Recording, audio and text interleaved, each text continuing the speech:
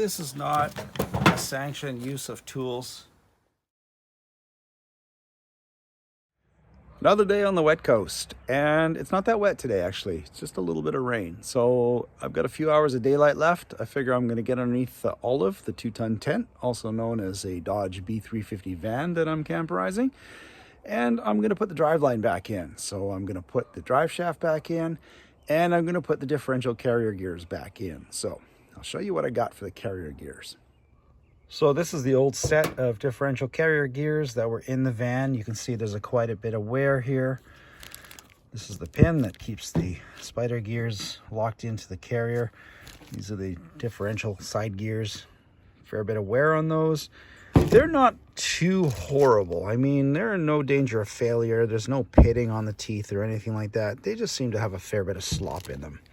So I ordered this new set from Rock Auto.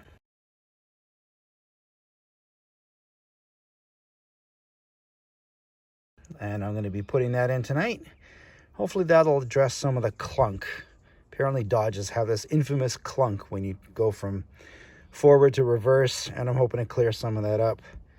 And at least give me a bit of peace of mind if I'm driving this thing 15,000 kilometers.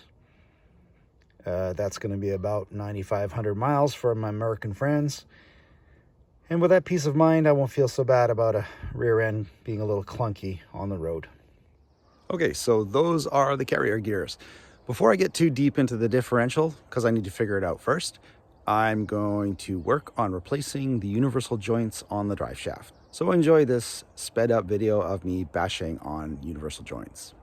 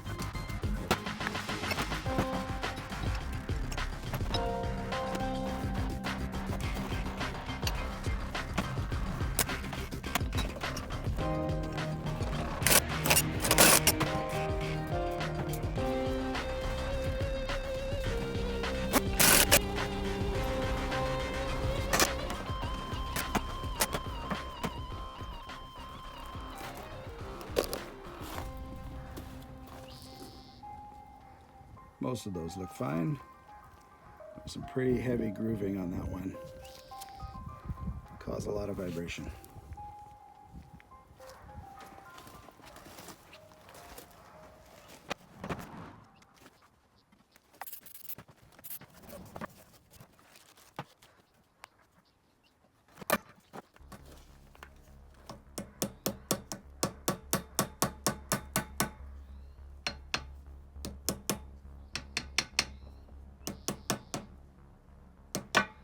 Lining up the cap so that this one will go in and not catch any of the needle bearings. So I've had that happen in the past if it wasn't lined up right.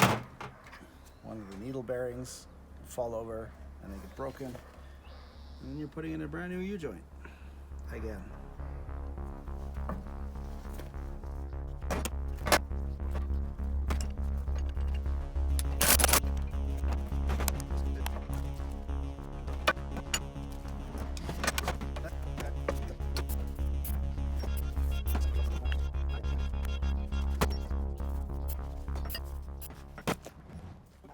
Always mark the back end of the prop shaft, the way it fits on the differential, so you don't upset your balancing.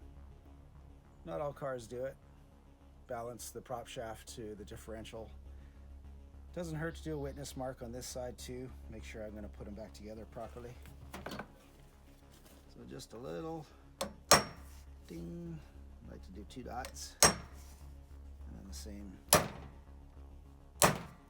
There, now I know that this yoke matches the drive shaft here.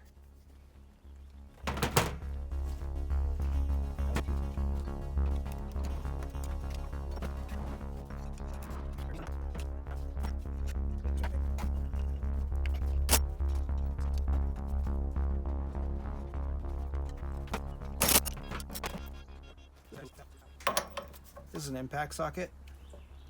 And I'm just going to use it to drift the bearing cap a little further along. But whenever you're using a hardened steel object against another hardened steel object, wear your fucking goggles.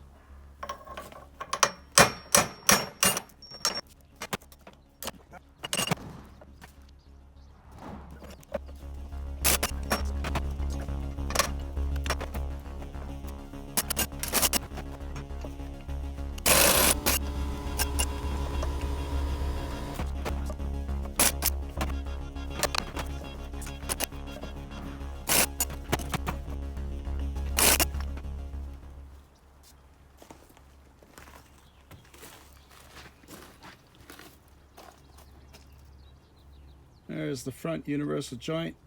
Not as bad as the rear, but it's definitely starting to get some wear in there.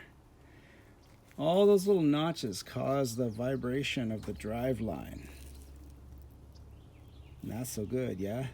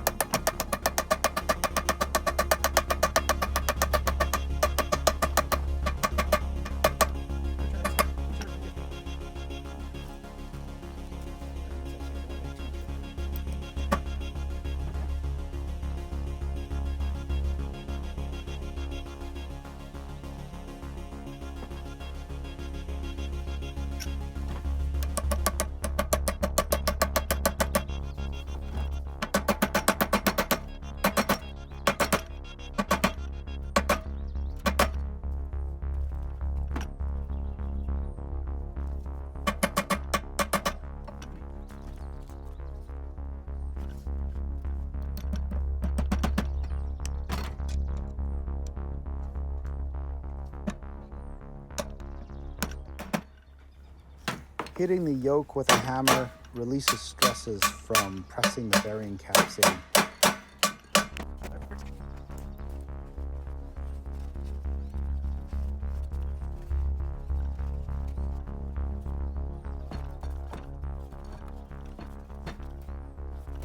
There's witness marks.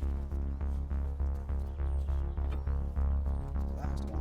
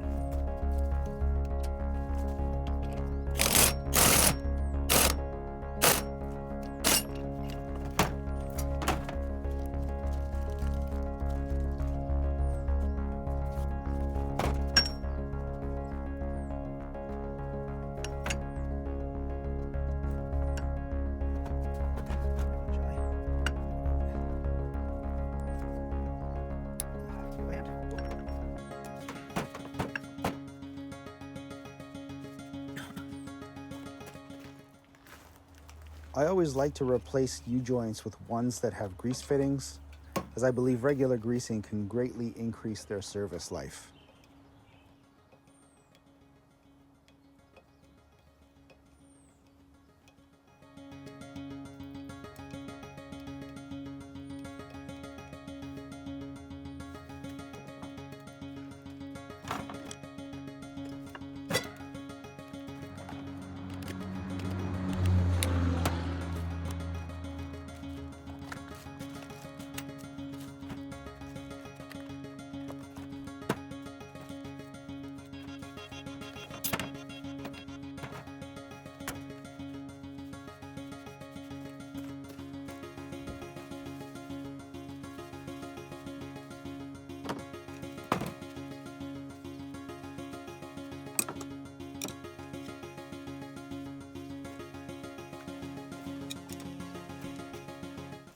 Now on to the differential part. So I went ahead and pulled off the diff cover to have a look at what was going in inside, and it looks really good in there. I even checked the slack, or so the backlash. Most of that is actually looseness in the pinion and spider gears. I think they're pretty much worn out. When I hold the pinion in place, I have probably 6 thous worth of backlash in there. But when I turn the actual pinion itself, I can see a lot of slop of the spider gears moving too much on the pinion shaft. So I'm going to take this apart, pull the spider gears out, just confirm what I think's going on in there with all this slop, and then order some new parts from Rock Auto. It's got a hell of a clunk when she goes from forward to reverse, and I can see that drive shaft moving probably a good 1/4 to 3/8 of an inch before it actually engages.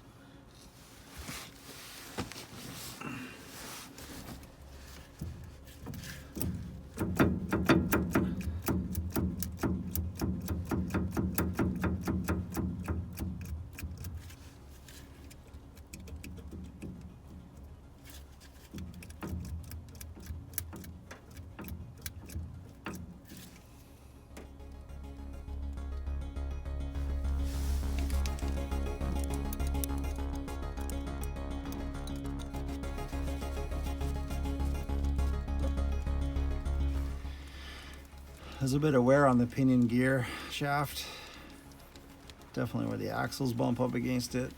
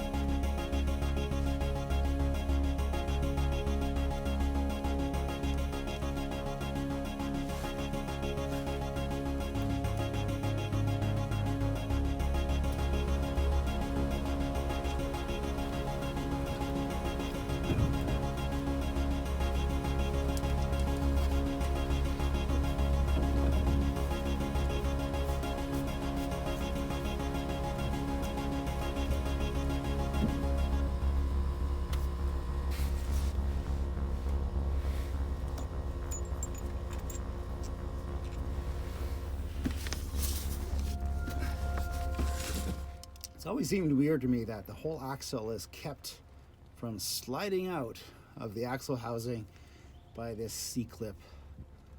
I've seen videos of wheels with axles coming out of rear ends on YouTube because these fail for some reason. A little scary.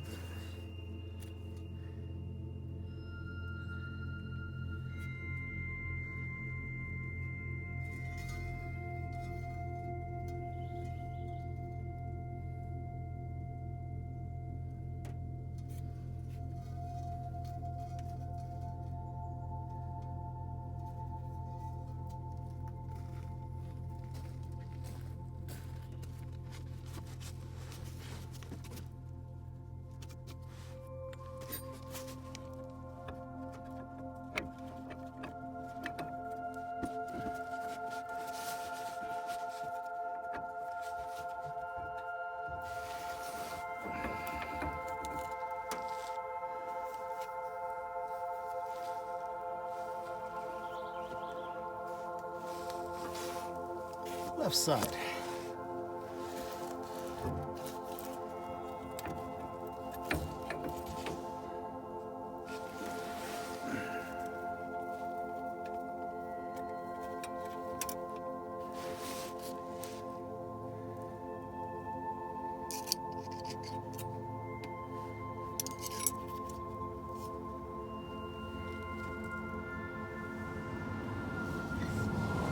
And right side.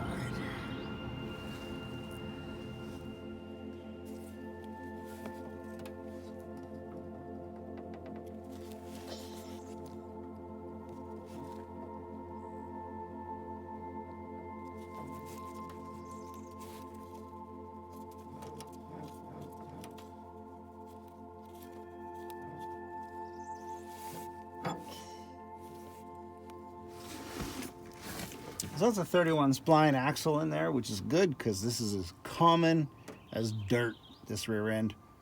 I've watched a lot of YouTube videos of guys pulling these things apart, and ones I've seen from the 70s to Dodge trucks in the 2009s, identical rear end. Everything's the same. Now, what to do with this? I guess put it back together would be the obvious thing with the new parts.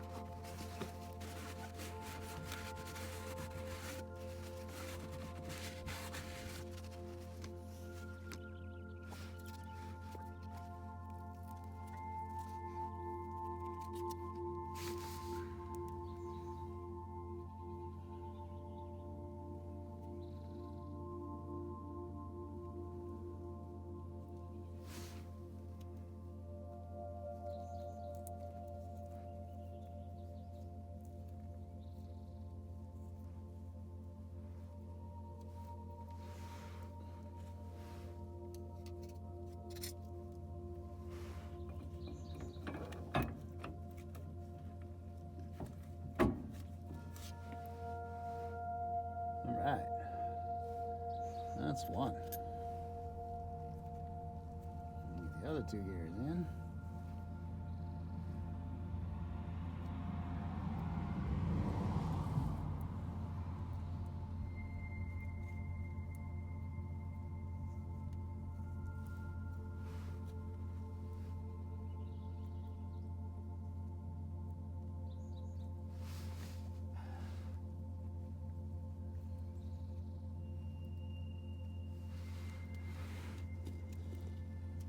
Really, this is how it should go in, right?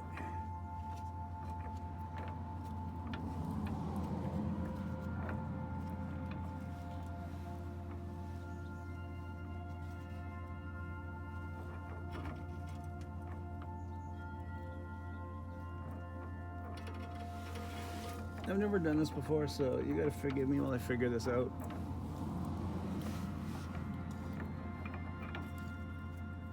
Oh, I see what I'm gonna do. I'm gonna do that. And then I'm gonna rotate this, I guess. I'll get that in there. Yeah. I'll get the other one done.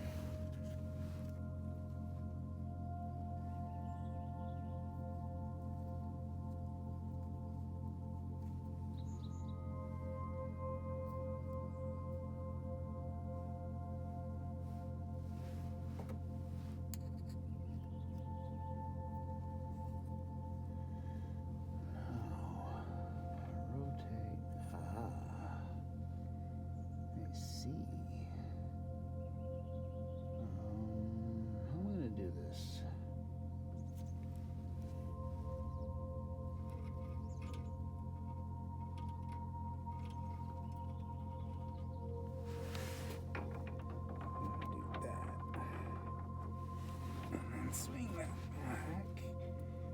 Oop. Yeah.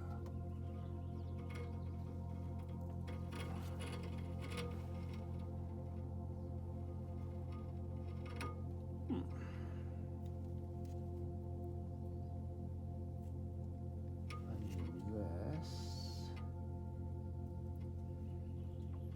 Bet that pin like this.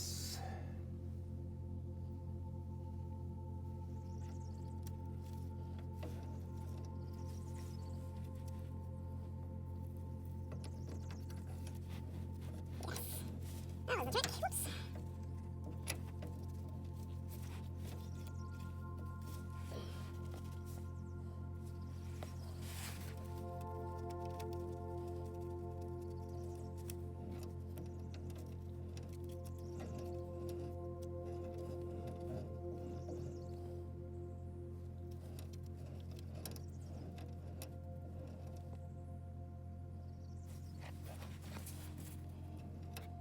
Whoops. Now, I need to pull that pin out.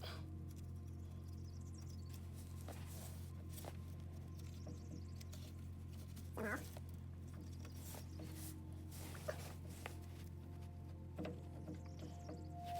Get the axles back in, C-clips on, bolt that down.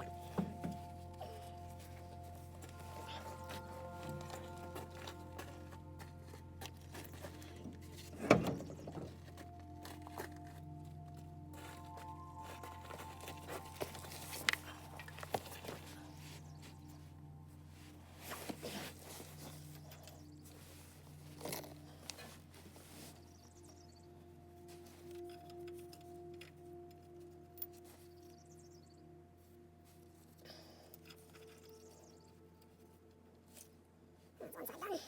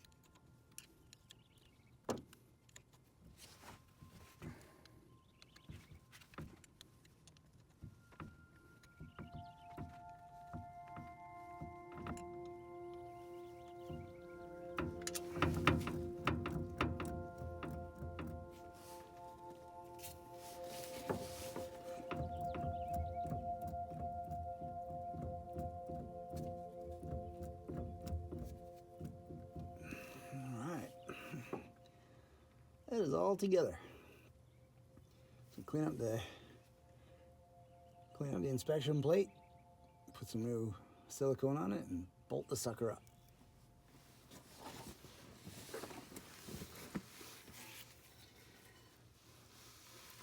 all siliconed up, ready to be installed.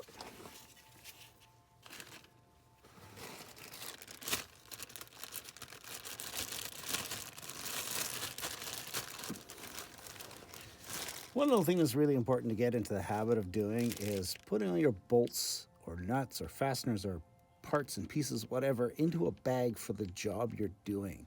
That way they don't go missing, because there's nothing more frustrating than trying to find something you've put in a safe place and then forgotten what that safe place was.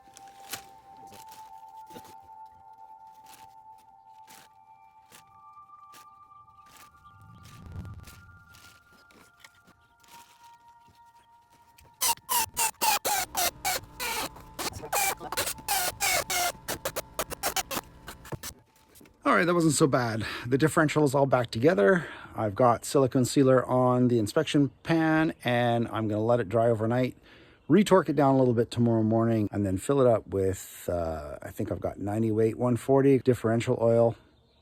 I wanna make sure that this thing is well lubricated for the long distances it's gonna travel. What I'm gonna do now is put the drive shaft back in. Should only take me about 10 minutes, and then that'll be it for tonight. So I ran into a minor snag. The universal joint strap kit that I bought was the wrong size for the universal joints on this van. This is the proper one. I ran down to Lordco, paid the Lordco tax, which is like 3 times the price of buying the parts through Rock Auto, but I was in a bind. Before I put the drive shaft back in, I'm gonna bash out this leaky old transmission output shaft seal, and I'm gonna put a fresh new one in. So I'll do that first, then I'll get the drive shaft in.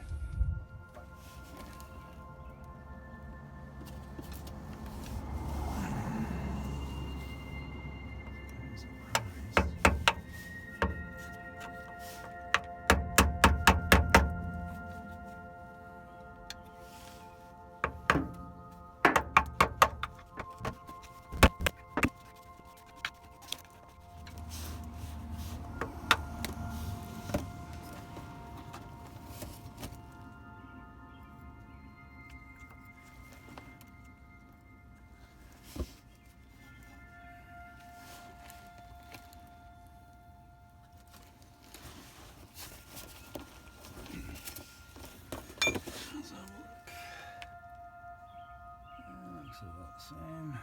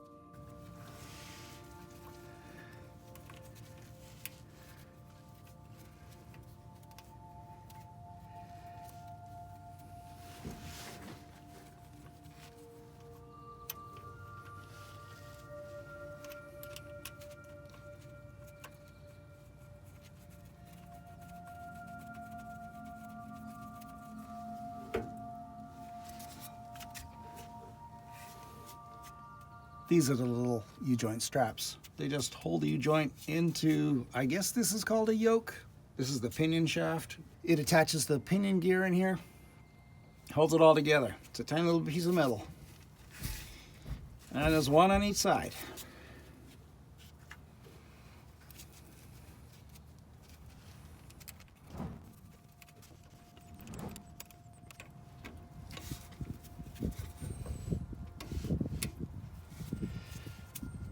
Notice the marks that I made on the prop shaft or the drive shaft. and the pinion yoke lining up the drive shaft the way it was when I took it apart. Hopefully that maintains balance.